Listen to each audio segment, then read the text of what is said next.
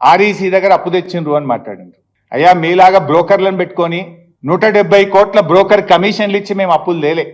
నువ్వేం చేసినావు? నువ్వు హెచ్సియు యూనివర్సిటీ భూములు కుదబెట్టి బ్రోకర్కు 170 కోట్లు చెల్లించి 10,000 కోట్లు నువ్వు అప్పు తెచ్చినావు కదా mister Uttam Kumar Reddy. PFC REC private కాదు, ఇవి కేంద్ర ప్రభుత్వ సంస్థలు. మేమేం మీలాగా బ్రోకర్ని పెట్టలే, బ్రోకర్ ఫీజులు ఇయ్యలే, లంచాలు ఇయ్యలే, ప్రైవేట్ వాళ్ళ దగ్గర మేము బాండ్లు రేస్ చేయలే. మేము తెచ్చింది కేంద్ర ప్రభుత్వం దగ్గరనే తెచ్చినాం. తప్పు ఉంటే కేంద్ర ప్రభుత్వం ఇస్తుందా? If our project is wrong, if DPR is not there, how central government will give us the loan? PFC ఆర్ఈసిఎం ప్రైవేట్ సంస్థలు కావు.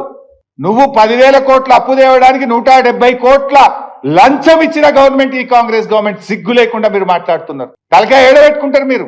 ఈ దేశంలో ఈ రాష్ట్ర చరిత్రలో అప్పు తేవడానికి లంచం ఇచ్చిన సర్కార్ రేవంత్ రెడ్డి సర్కార్, ఉత్తమ్ కుమార్ రెడ్డి సర్కార్. ఇంతకంటే నీతి బాహ్యమైనటువంటి, ఇంతకంటే దివాలకో దిక్కుమాలిన చర్యలు ఉండవు. ఇంకా మా గురించి మాట్లాడతావు నువ్వు సిగ్గు లేకుండా? నువ్వు వాడినావు కనుక నేను వాడుతున్నా పదం, లేకపోతే నేను వాడేవాడిని కాదు.